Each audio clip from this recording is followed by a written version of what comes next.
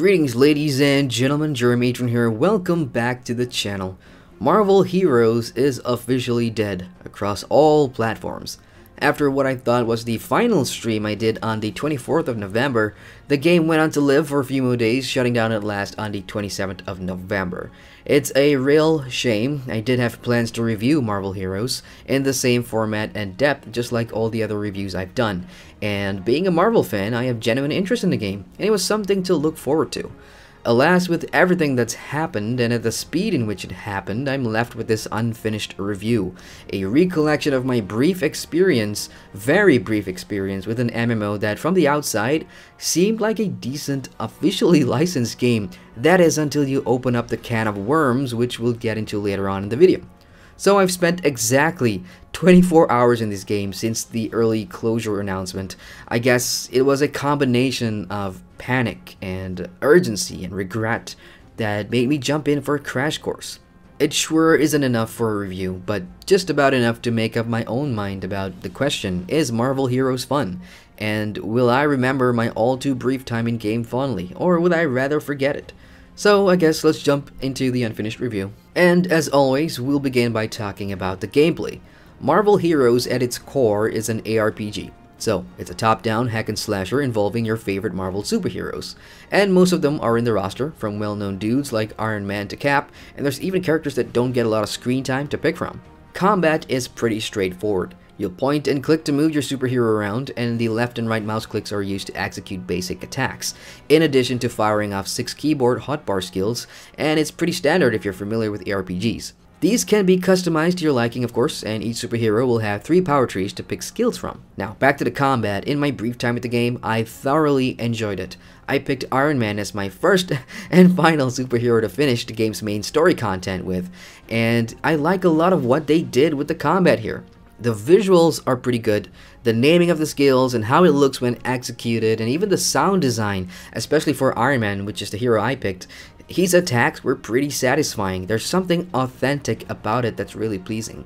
What helps accentuate this is how fluid the combat is as well, which is a great characteristic for any ARPG.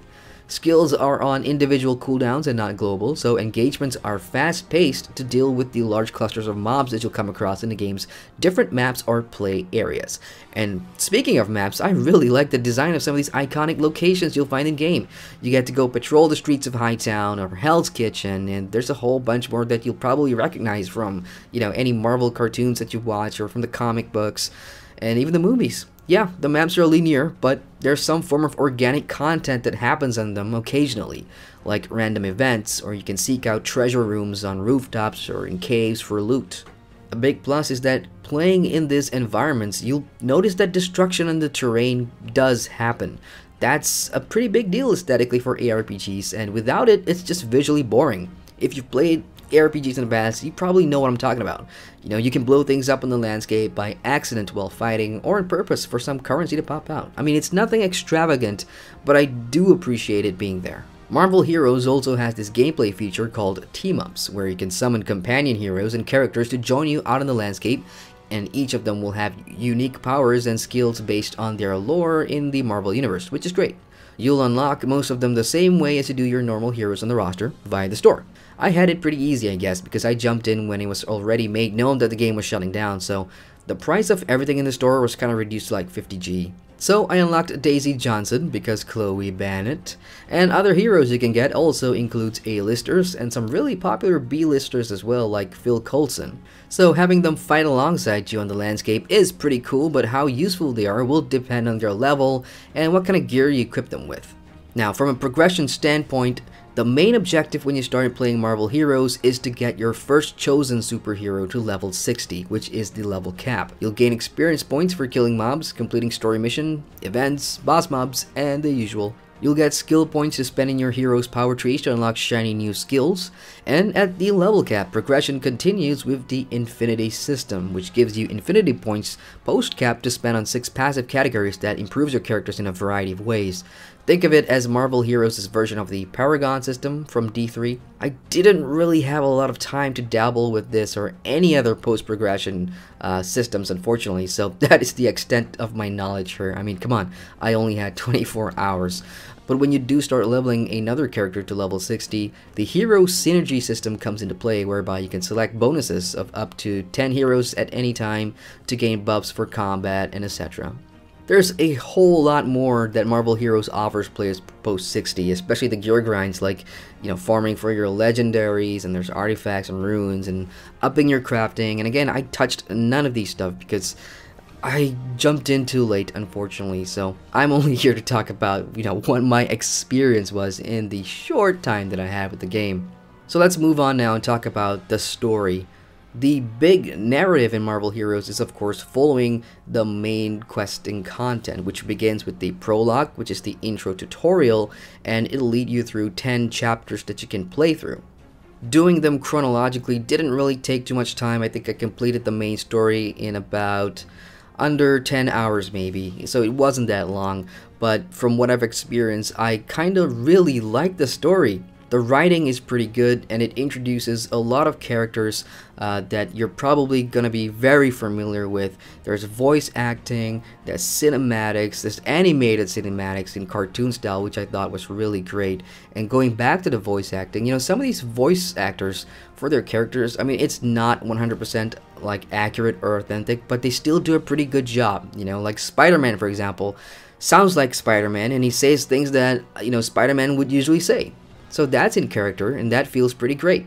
Throughout the 10 chapters though, there were some levels that felt pretty boring because some of the objectives, of course, involves, clearing out a warehouse or whatever, and you'll have to blow up like 250 barrels and whatever. So those were the kind of quests that really made you feel, But in other places, it's the boss fights that you're really looking forward to, because towards the end of a major chapter, for example, you're almost always going to face a super villain from the Marvel Universe, and that's what I looked forward to. And, some of them didn't disappoint, like taking on Elektra. That was a pretty fun fight, but ultimately the Doctor Doom fight was my favorite so far in the entire story. That was a pretty fun fight, and I, again, did it on Iron Man, so I had to use a majority of my skills instead of just the usual button mashing that I would do when I'm just leveling through the map, so that was really fun. And overall, just wrapping up the story, and I'll keep coming back to this word because it's so appropriate to describe a lot of the things in Marvel Heroes. It feels authentic, and the stories here are sort of like a bridge in the video game world to connect players like myself from the comics to the TV shows to the movies, and I really found that feeling in the story. As for the things that I didn't like whilst playing this game, I mean, the first thing that pops to mind is Marvel Heroes' inventory system. I mean, inventory management in Marvel Heroes is a joke. The loot, as you would expect in an RPG, they drop all over the place, Diablo style, whatever, and you pick up a whole bunch of these, and sometimes you'll even get duplicates, right? So your bags will get pretty filled up, and you'll even get drops for heroes that you don't own. So that's clutter in your bag space, and there isn't really a sort function. When you go to a vendor, there's no like sell stuff that you don't need, so you'll have to manually do them, and it was a painful experience because when your bags get so full and you have to go back into your hub, which is probably going to be the Avengers Tower or somewhere else, you have to manually sort through the trash and sell your stuff, and that really was one aspect of the game I did not enjoy. But besides that, in 24 hours of gameplay, I mean, that was my only major complaint. Like, I did not come across any bugs or game-breaking stuff. That was just the most annoying thing, inventory management.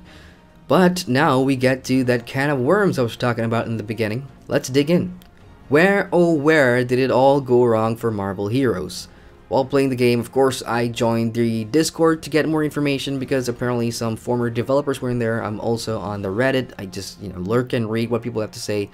There's so many possibilities of trying to pinpoint what went wrong for Marvel Heroes, and majority of the community seems to think that it all started to go downhill when Marvel Heroes decided they were going to do a console port, which was Marvel Heroes Omega, and prior to that they released the biggest update ever, which kind of screwed things up for players from the PC. Again, this predates me playing the game ever, so there's a lot of loopholes in this story that I'm not familiar with. Now, adding on to that, Marvel Heroes didn't really put out any major content for a long period of time, and I can see that. I mean, it only took me less than 10 hours to finish the main story, because it only consists of the prologue and 10 chapters.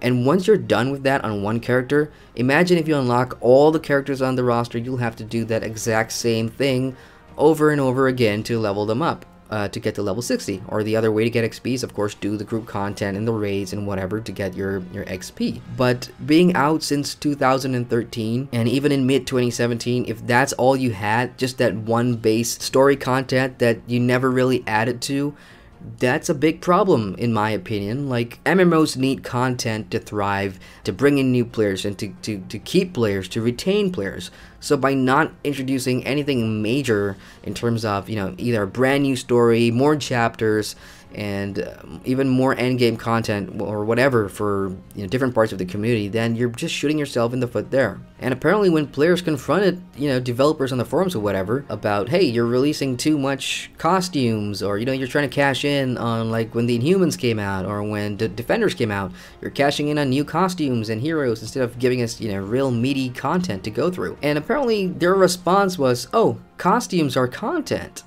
Now, anytime a game or developer says that, it just becomes a slippery slope, and that's not a good sign at all. And because of that, the player base felt that it was going downhill. The expectations for the game became very, very low. Towards the last stretch of the game's existence, I mean, the last few heroes that came out were, in the community's words, very lazily designed and uninspiring.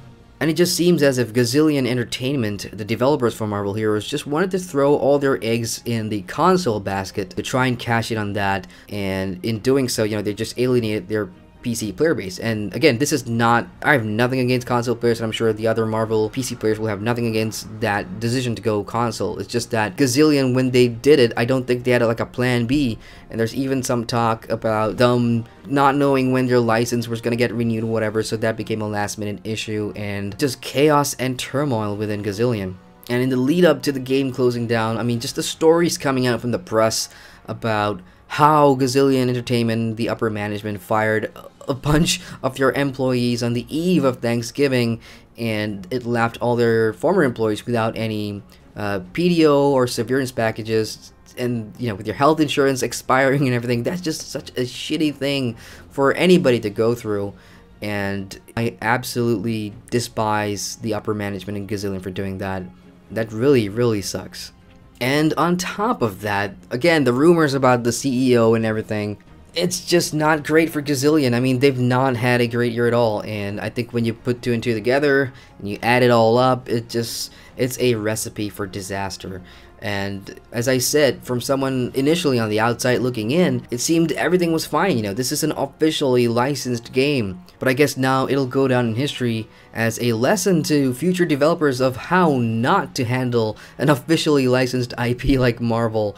And it really, really sucks, because now there isn't like a Marvel game or MMO to go to. So let's bring it back to my thoughts here at the end. If I had started playing this in 2013, I think I would have spent a lot more time, I suppose. It would not have been my go-to game or my main MMO or ARPG pick-me-upper, but from a Marvel fan perspective, the game offers so much fan service, and playing it brings me closer to these characters and this universe with other Marvel fans. It's somewhere that one could go whenever a new Marvel movie or TV show came out, and there's the excitement of, you know, knowing or expecting a new hero with new costumes to look forward and work towards getting. It's that connectivity to Marvel on a video game level that I guess I will miss somewhat and regret not having experienced, because apart from that, there's a lot that's happened outside the game, as we talked about already, that is best forgotten. So that wraps up my thoughts on Marvel Heroes from a new player's perspective in 24 hours of gameplay. But what about you? If you're a Marvel Heroes longtime player, or even someone who's only recently jumped in, I want to hear your thoughts. Do you have fond memories and strong reasons to look back and remember this game fondly? Or cannot wait to forget it because of all the crap that's gone down? Let me know your thoughts in the comment section below. Hit the like button if you enjoy the content, and feel free to subscribe to my channel for more on MMOs. And if Marvel Heroes your first MMO and now you're left without a game to play, I have a bunch of MMO reviews on my channel. You can check one of them out and find your new home. Thus, once again, I'm Adrian, and I thank you for watching. Hey, welcome to the end screen. If you've made it this far, it means you've watched the entire video, and I thank you very much for that. If you want to watch more videos, you can click on the cards at the bottom here. Anyone will do. And if you like my content, you can subscribe to the channel by hitting the big round button down here. See you guys in the next video.